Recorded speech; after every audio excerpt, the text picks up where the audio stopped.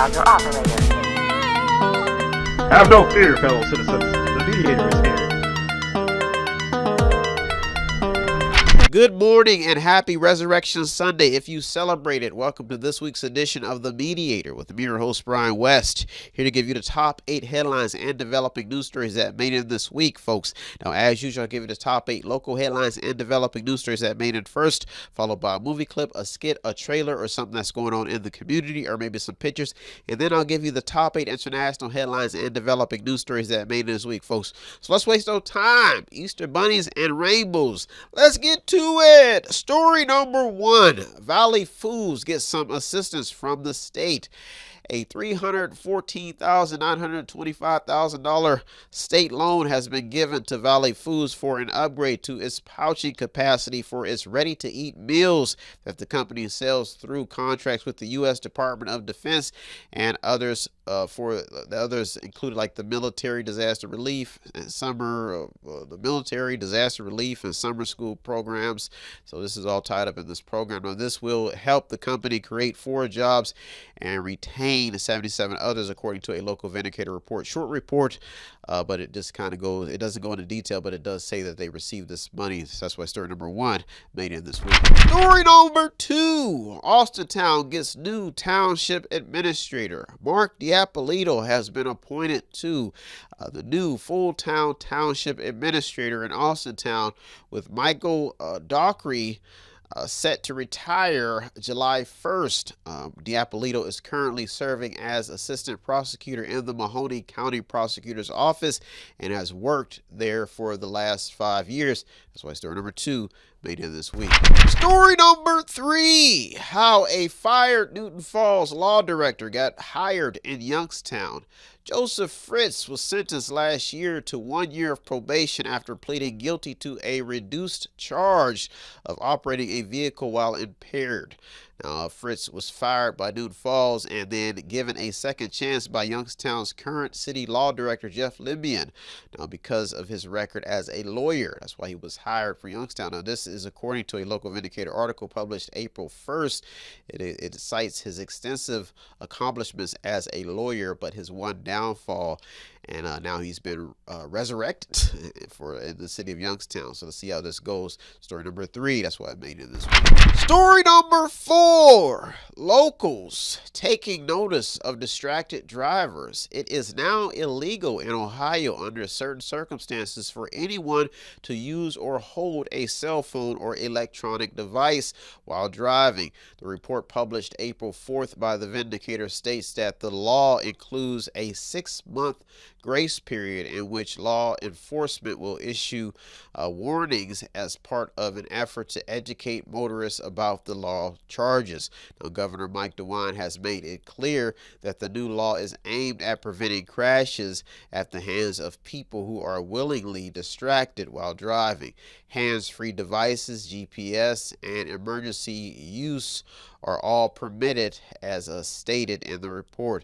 Distracted driving has caused at least 60,421 crashes and 209 deaths in Ohio over the past 5 years. That's why story number 4 made it this week. Story number 5: how Youngstown Neighborhood Development Corp is cashing in.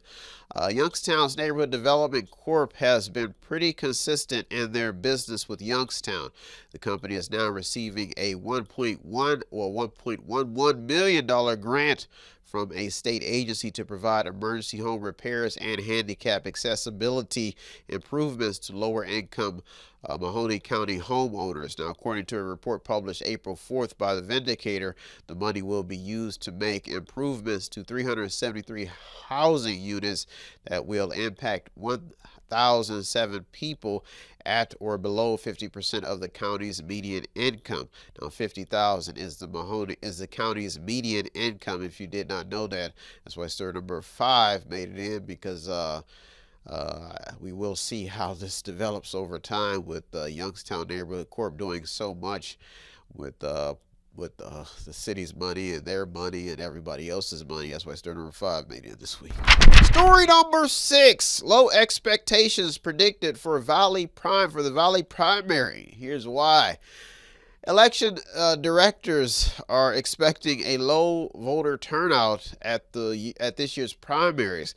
Now, with consistent polarizing reports and seeing the fact that there's just issues on the ballot, just mostly issues, voter morale still remains low in the valley, either way you put it.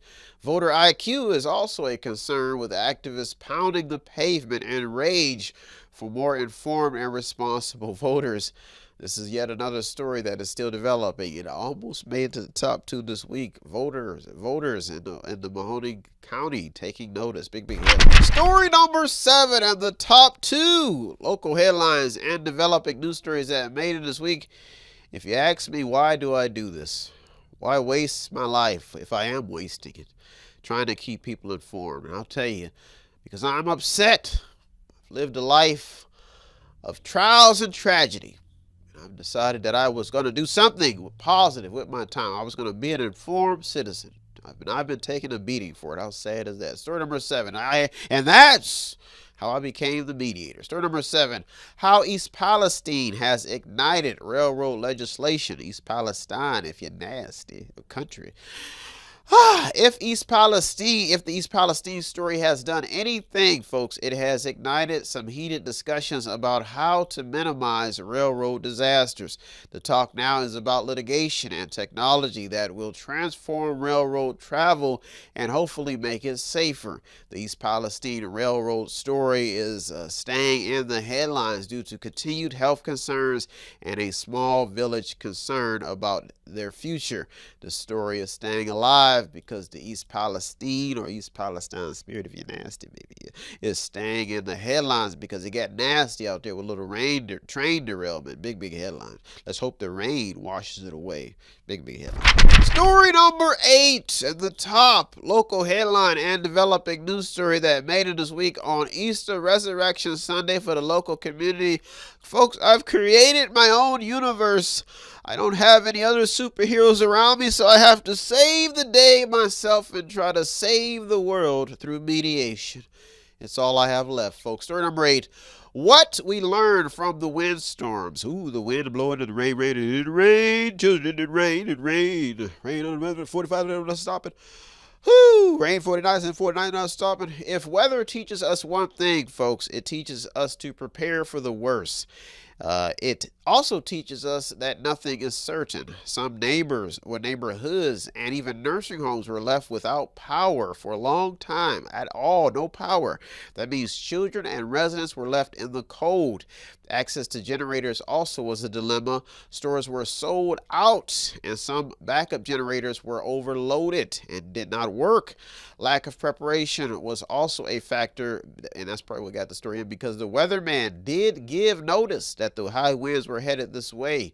The wind damage was so bad that deeply rooted trees fell on power lines and rooftops were blown off, costing the valley a lot of time and money, and it still is as more storms are headed this way. That's why story number 8 made it to the top this week. Well, folks, I will be back with the top 8 top 8 international headlines and developing news stories. Those were your top 8 local headlines and developing news stories. I'll be right back. You're on the Mediator. Me, Brian West. I'll be right back. Tune in and don't forget to subscribe to Method 8 Inc. YouTube channel. You can also watch free public entertainment. And don't forget to show some support by visiting www.method8inc.com by buying something, clicking something, watching something, or just reading something. You can also sponsor a program as well. That's www.method8inc.com. Buy stuff, watch stuff, or read stuff.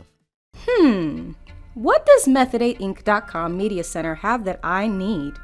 Small prints, event consulting, photography, business consulting, technical consulting, entertainment consulting, fundraising advice, event videography, movies, news, publishing, media, books, entertainment, acting, broadcasting, public relations, access to the visual and performing arts, ink and black ink refills, audio recording, graphic design, theater, minor computer and cell phone repair, and they're located at 5648 Market Street in Boardman, Ohio from 10 a.m. until 6 p.m. every Monday through Friday. The list goes on and on. Method8inc.com. Buy stuff, watch stuff, or read stuff. Oh yeah! And yes, we are chipmunks.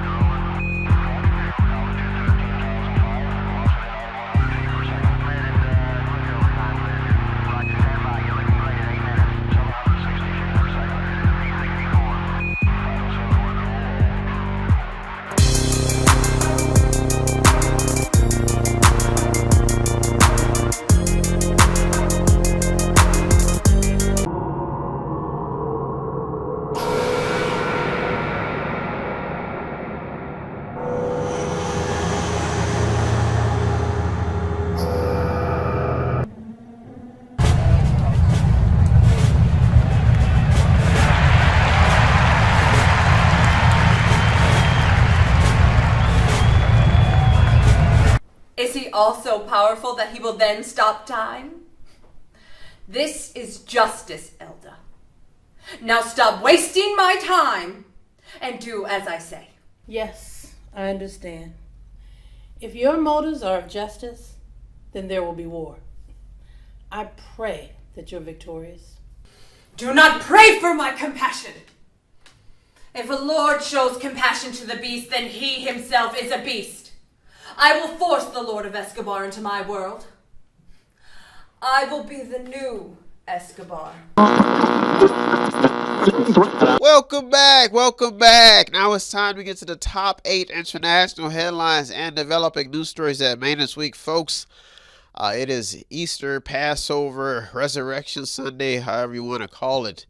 And it reminds me of when I was a kid. Me and my sister and my dad, they loved animals. I mean, my stepdad, or whatever you want to call him, the man who raised me, stepped in. I call him my father. He did a good job. He tried to do a good job. I don't know how much better he could have done, especially the hand that we were dealt. But we had this bunny rabbit, and the sad part about it was my sister had such a love for animals that we wanted to protect this rabbit. So I had came up with the bright idea of sitting it on top of this refrigerator that we had down in the basement. And every Easter I think about this doggone rabbit, this bunny rabbit, because somehow me and my sister forget that he was on top of this refrigerator. Now, don't ask me how this happened or why it happened in my lifetime. But it came next year's Easter, and we honestly forget that my sister had a pet rabbit, and it was so sad. Come next Easter, we're sitting at the dinner table, everybody's happily enjoying, and don't be thankful. And somebody mentions the fact that we have a pet rabbit, bunny rabbit. And me being the child I was, I looked around the table and I looked at my sister and I said, "Oh my God, we forgot about the rabbit." It's been over a year. The smell of dead flesh down the basement, and the poor little bunny rabbit sitting there in skeletal remains. So every Easter, I devote my time to the animals, to the bunny rabbits out there. Rest in peace, our faithful Easter bunny. But he's resurrected with the Lord. So let's waste no time, folks. That's my story this Easter. Let's get to it. Story number 1. Religion, woke, reality, the world, Resurrection Sunday, and how academic truth has shaped current events. Well, academic perceived truth. America is at a crossroads this Easter, folks, when it comes to religion, especially in the minority communities. The increased attention towards special interest groups has really been a sour patch for policy. Now, many people on the ground floor believe that outside of reality, religion seems to add to the madness. Now, academia has also played a role in separating fact from fiction when analyzing the truth. And the fact is that whatever took place some 2023 years ago back has played a part in shaping current events. Now, stuck in the middle, including people like me, each side has taken a beating when analyzing real truth. Now, one side is trying to be humble, while the other side is pointing out the obvious. And the only thing left to prove it all is the fact that the pyramids in Egypt are still standing. So whatever side you're on in this debate, the pyramids of Egypt are the only thing that prove that, besides all the books and literature, that something went down. And something religious went down. Now, as cancel wars and cancel culture continues to take shape, America remains divided on a lot of critical issues, and religion is a big part of that battle. That's why story number 1 made it this week. Story number 2: is America really under attack? On one news radio station, you may hear analysts discussing the reasons why people should vote for Democrats. On the other station, you may hear analysts discussing the reasons why people should vote for Republicans. Either way, America as a nation remains in question. The question of if America is under attack remains the question.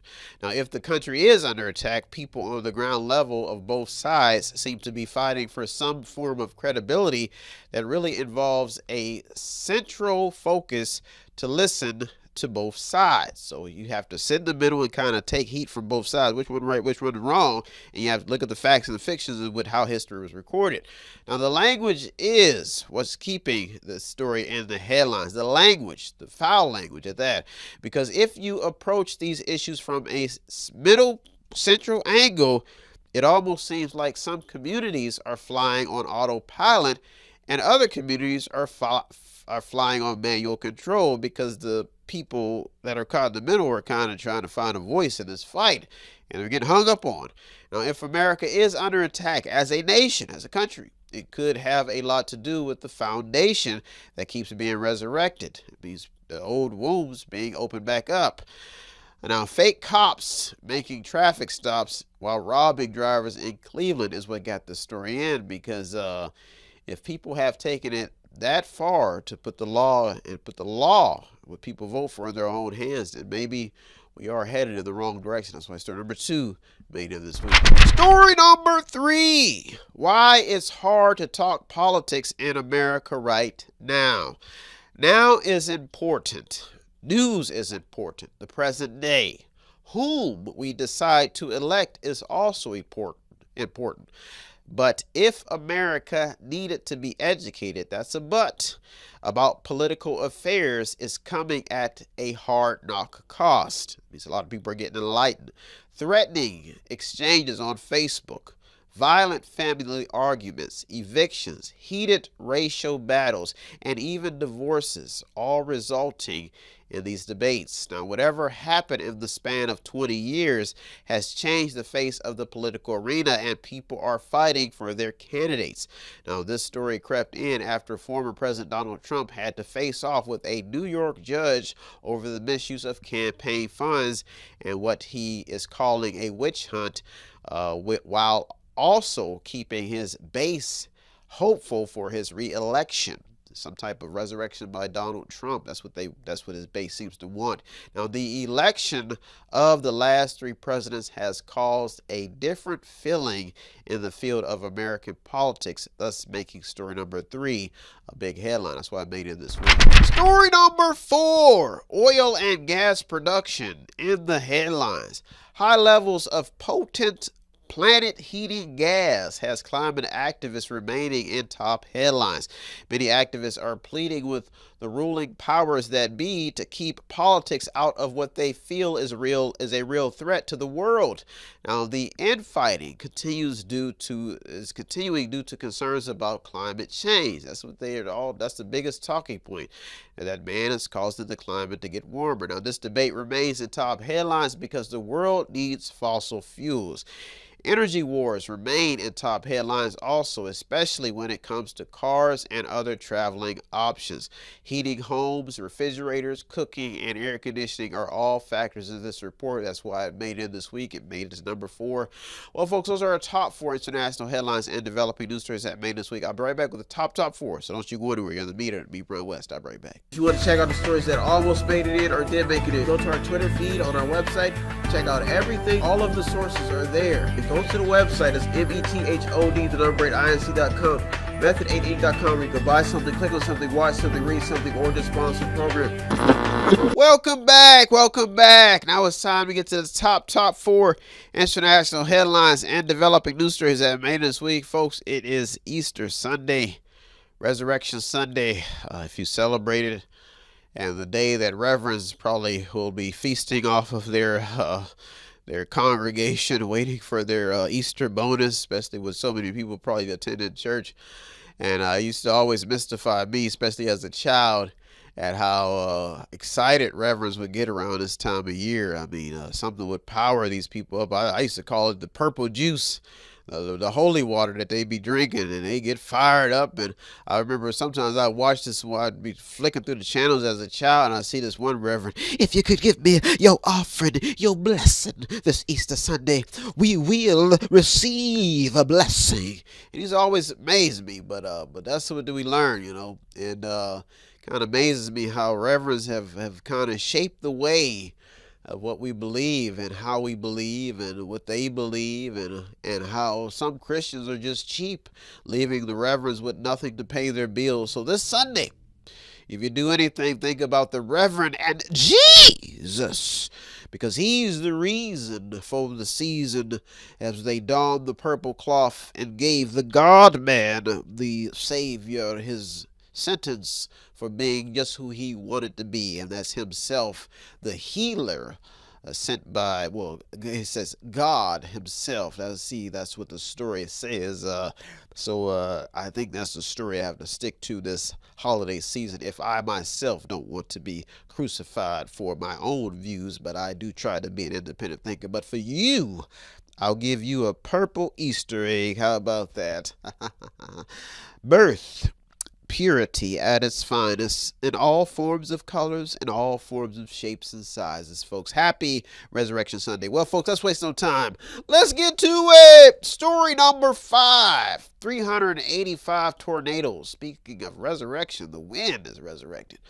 What we're learning about the weather, folks, after 385 tornadoes, that's a big question. Now, weather has patterns.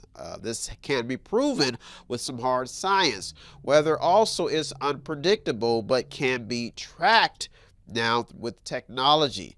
Now, after 385 tornadoes and a long path of damage along several U.S. states, including Iowa, Illinois, Arkansas, and Tennessee, the question now is, how do we rebuild? And that's become the hottest topic. Now, a number of fatalities were also reported. One article from The Guardian cites a ripple effect of high temperatures in Antarctica as a factor. That's why story number 5 made it this week. Story number 6. Several stories drawing attention to world affairs. America is beefing up military access to the Philippine bases. Now this is the ones that are close to Taiwan, and by the South China Sea. Somebody's up to something. Now this is in response to China's aggressive territorial posturing throughout the region. Now the location is covered under the 2014 Enhanced Defense Cooperation Arrangement that will allow the U.S. to rotate troops to a total of 9 bases throughout the Philippines.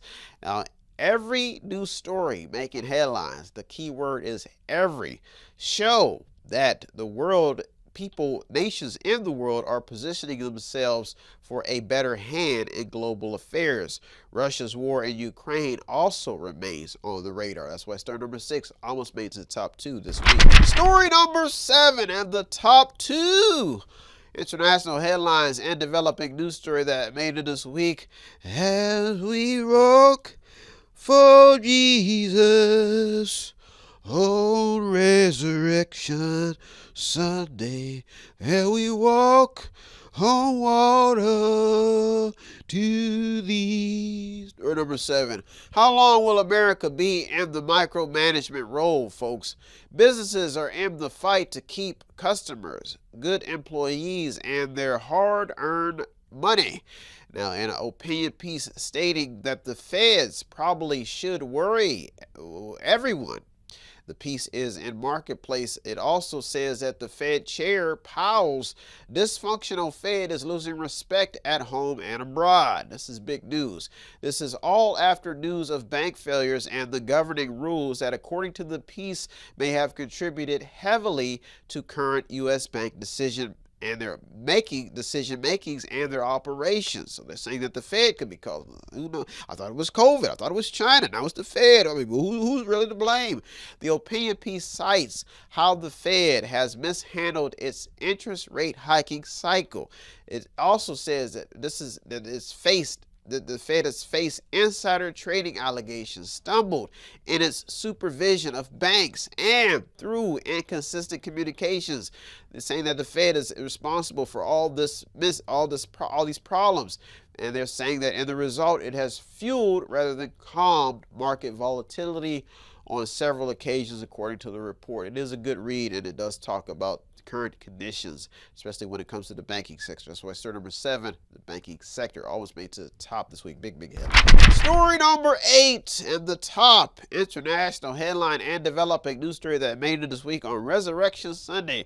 Take me to the water to be baptized. Woo! Get a blessing. People are fighting for the blessing. Story number 8. Why the world seems to be losing faith in the people in charge. Folks, leadership is hard. Ask a reverend. Ask anybody in charge. Ask a CEO. Ask a school board member. Because it involves long nights of thoughts and the reality that you can't please everyone. As more news rolls in, people continue to look to the people in charge for responsible and accountable assurance. I mean, some people just want certainty. Now, the recent economic conditions, especially when it comes to inflation, is what got this story in. Leaders need to figure out why or a way to create policies, or why they should create policies to combat high levels of inflation. Why do things keep rising? People like cheap. They like cheap stuff. Why do you think they travel to discount stores? This story is still developing because the powers that be are in the hot seat. Well, folks, those are our top 8 local and international headlines and developing news stories that made it this week. I hope you got something out of today's program. I always get something out doing the research. As usual, I'd like to thank all the news outlets, the journalists, the people on the front lines. You deserve all the credit. I'm just a man in the middle, the mediator, navigating your stories for the public. If you want to show us some support, it does not take much here at Method 8. All you have to do is visit the website on the screen, buy something, click on something, watch something, read something, or just sponsor a program.